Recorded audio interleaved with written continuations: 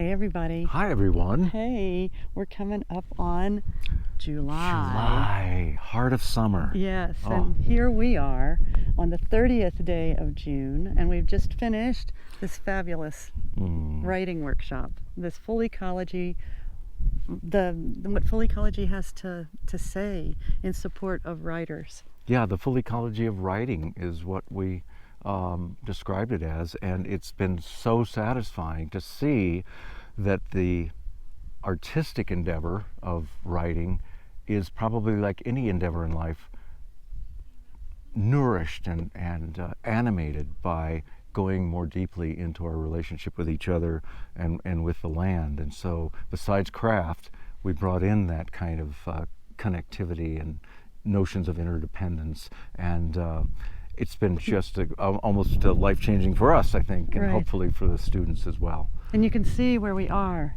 This is the Centennial Valley, which is at the southwestern corner of Montana.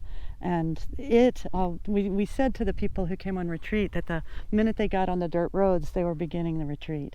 So every experience that each of us has when we come to retreat here together for the full ecology retreats at the J. Barrell Ranch in the Centennial Valley of Montana, every experience we have contributes to how we make sense. And in this case, we were continuing to invite writers back to seeing how it is that our being, nature, in nature, of nature, influences writing itself.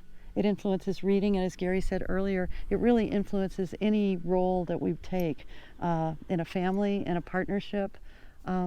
And so the full ecology thing, one of the things that got us writing full ecology was when it occurred to us that those of us who really care for the natural world, if we aren't also really tending to the ecologies, our social ecologies, the ones between us and within us, then we're likely to get ourselves bogged down and be less effective in the support that we wish to give the natural world. Yeah, I mean, we can come up with all the clever technologies we want, and we pretty much have, that we need, arguably, even to move forward in the face of these great challenges of climate change. But without this ecology socially that Mary's talking about, it's going to be hard to ignite and sustain the effort and the commitment to make this a cooperative effort. You know, we've talked so much about how scientists have recognized humans as the most, or among the top 2 or 3 most cooperative species on the planet. Well, that cooperation is hardwired into us, but we do have to reveal it. We do have to make ourselves vulnerable enough to make those connections and build our strength through the community. And oddly enough, to find deep cooperation with our own selves. And that may be one of the most challenging things, given the way we've been socialized. Not just our generation, but for generations prior. That's why it's so tenacious at this point. And so, what a treat to work with a group of women writers in this case. All of our participants were women. And to watch what it is that comes forward as we allow ourselves to be affected by this land. One of the opportunities that we gave to these writers was to walk up a nearby hill. I don't know if you can see it there in the background. You can see the Red Rocks River. But to walk up a hill, and in that walk to attempt, and this is, try this out this summer, to attempt to walk through the natural world and not name anything. Simply tend to the pure sensation. See, and of course your mind will go different places, but the pure sensation, what do you feel as you walk in terms of gravity and balance and all of that? What's your sensation on your skin? What is it that you smell, that you hear? What is it, of course, that you see? And then what is it that you taste? You know, one of the things is hiking breath, but you know. Yes, that's a sure bet. It really is. But go with that and play with those essential 5 senses. And then just see what it is that's revealed to you. That was one thing that was really quite fabulous out here the other day. You know, one of the themes or beliefs that launched this particular full ecology workshop for writers is our sense of the absolute importance of story. We are storytelling animals.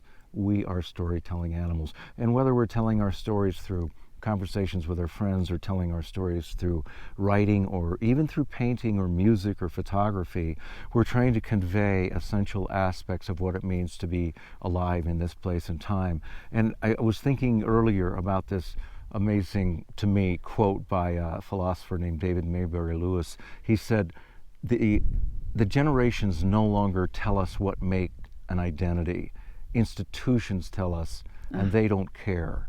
We, and especially the young, are isolated on a wide, empty plain. From afar, it looks like freedom, but from where you stand, it looks like being lost.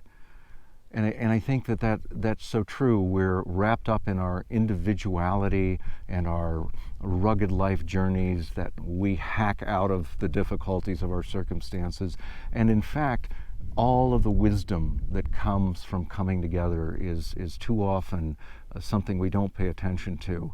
And that's part of the notion of full ecology, is to bring us together, because we always are stronger and more knowledgeable and wiser, and arguably even have more fun when we come together than when we keep trying to silo ourselves and look for external people to blame for our unfortunate circumstances. Well, and the other thing that really struck us was that in addition to writing being inherently a social craft, it's something that is about, well, and back to what you said earlier, almost any role that any of us takes is an expressive role. It is about expressing ourselves within society. Not 100%, but very close. A lot of our work is. If you're a potter, if you're a tax attorney, any of these roles that you might have, you are interacting within society. But the other place you're interacting is within this natural world, that outside of institutions, before institutions, after institutions, is really a source of knowing who we really are and what we really are and what we really want. And so that's been another thing that we've brought in. And one more thing that I'll mention, and you'll see that we wrote some about it in the newsletter, is that anytime you form a word, the word is just any phrase, anything. All of this that Gary and I are doing, in addition to my hay fever kind of responses that I'm having right now, all of it is a natural expression, because the word forms because of these neurological actions within my brain. It's a natural event, and then it is filtered through, and it becomes this cool thing that we know as language. It's quite complicated, but in some ways we don't remember that every word that we use, every word that we write, comes from a natural event. Yeah, you've heard us time and time again, but we can't say it often enough, relay the fact that there are certain qualities in the natural world that allow the natural world to thrive over millions and millions of years. So interconnectedness and cooperation, it's survival of the friendliest much more often than survival of the most aggressive, that's for sure. Yes. Diversity, how to handle disruption. All of those lessons play out every single day somewhere on the planet, and usually in multiple places. Those are hardwired into us too. So when we turn to nature, and we're in a place like this, it's easy to turn to nature, we see qualities that then we can recognize in ourselves and work to express them in our own way. Of course, we express wisdom of elderhood and things like that differently than a wolf pack does, but we both express it. Right, and so then these words that come forward from these writers, or these words that come forward in your day as you interact with other people, they are expressions of weirdly, check it out for yourself, the natural world, the natural being of who you are coming forward. And it's just It's exciting. It's exciting, and it's also quite humbling. It's a way for us to be more grounded in where we are while we're in these lives, here on this planet with this majesty. And even if you're in New York City right now, downtown. Yeah, it's comforting and empowering to sense the kinship that exists. You know, after all these hundreds of years, last 500 years especially, acting as if we're separate, both certainly the species is separate, humans are separate from the natural world, but even as individual humans, we're separate from our neighbors, separate from people who don't believe like we do, don't look like we do.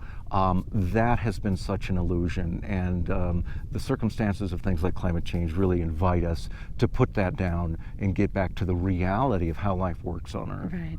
Yes. And so here we are. As you're writing just really anything, you might consider where those words are coming from. Watch your language. Consider that. You know, it's summer. You can step back a little bit and watch what's happening. If you walk out in the natural world, or even if you walk down the sidewalk, pay attention to the sensation and drop the naming just for a while to see what you can come to that is your most elemental experience of being a natural form in wild or not wild nature. Yes. Yeah. Well, have a great summer. Have a We're- great July. We're going to be taking a bit of time off from the deep dive. We'll be back maybe September, maybe October. So we will keep you posted on that and look forward to chatting with you. Really thinking together with you the way we do on Deep Dive. If you haven't signed up for our newsletter, please do that at www.fullecology.com. And you can always write us. Connect@fullecology.com. And we love hearing from you. Thanks for Yes. being with us. Have a wonderful summer. We'll talk to you in August. Take care. Okay. Till soon. Bye-bye. Bye-bye.